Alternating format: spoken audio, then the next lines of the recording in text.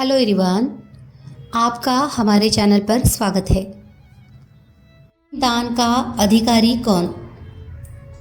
वक्रोलक नामक नगर में सूर्यप्रभ नाम का राजा राज करता था। उसकी कोई संतान न थी। उसी समय में एक दूसरी नगरी में धनपाल नाम का एक साहूकार रहता था। उसकी स्त्री का नाम हिरण्यवती था और उसके धनवती नाम की एक पुत्री थी। जब धनवती बड़ी हुई तो धनपाल मर गया और उसके नाते रिश्तेदारों ने उसका धन ले लिया। हिरण्यवती अपनी लड़की को लेकर रात के समय नगर छोड़कर चल दी। रास्ते में उसे एक चोर सूली पर लटकता हुआ मिला। वो मरा नहीं था। उसने हिरण्यवती को देखकर अपना परिचय दिया और कहा, मैं तुम्हें 1000 अशर्फिया दूंगा, तुम अपनी लड़की का ब्याह मेरे साथ कर दो। हिरण्यवती ने कहा, तुम तो मरने वाले हो। चोर बोला, मेरा कोई पुत्र नहीं है और निपुते की परलोक में सदगति नहीं होती। अगर मेरी आज्ञा से और किसी से भी इसके पुत्र पैदा हो जाएगा तो मुझे सदगति मिल जाएगी। हिरण्यवती ने लोभ के वश होकर उसकी बात मान ली और धनवती का ब्याह उसके साथ कर दिया। चोर बोला, इस बड़ के पेड़ के नीचे अशर्फिया गड़ी है, सो ले लेना और मेरे प्राण निकलने पर मेरा क्रियाकर्म करके तुम अपनी बेटी के साथ अपने नगर में चली जाना।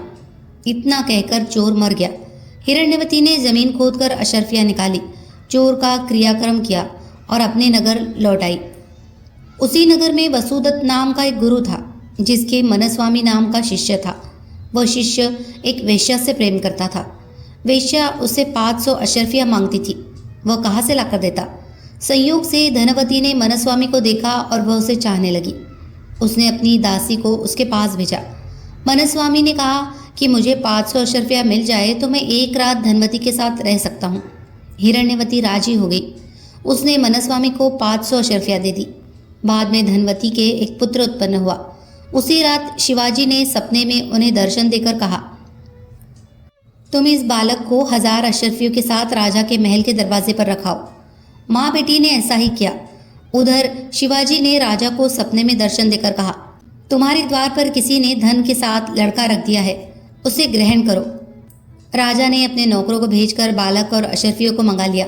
बालक का नाम उसने चंद्रप्रभ रखा। जब वह लड़का बड़ा हुआ तो उसे गद्दी सौंप कर राजा काशी चला गया और कुछ दिन बाद मर गया। पिता के ऋण से उऋण होने के लिए चंद्रप्रभ तीर्थ करने निकला। जब वह घूमते हुए गया खूब पहुंचा और पिंडदान किया तो उसमें से 3 हाथ एक साथ निकले। चंद्रप्रभ ने चकित होकर ब्राह्मण से पूछा कि किसको पिंड दूं? उन्होंने कहा, लोहे की कील वाला चोर का हाथ है, पवित्री वाला ब्राह्मण का हाथ है और अंगूठी वाला राजा का। आप तय करो कि किसको देना है। इतना कहकर बेताल बोला, राजन तुम बताओ कि उसे किसको पिंड देना चाहिए। राजा ने कहा, चोर को, क्योंकि उसी का वह पुत्र था। मनस्वामी उसका पिता इसलिए नहीं हो सकता कि वह तो एक रात के लिए पैसे से खरीदा हुआ था। राजा भी उसका पिता नहीं हो सकता क्योंकि उसे बालक को पालने के लिए धन मिल गया था।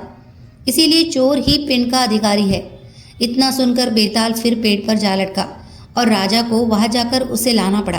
रास्ते में फिर उसने एक कहानी सुनाई।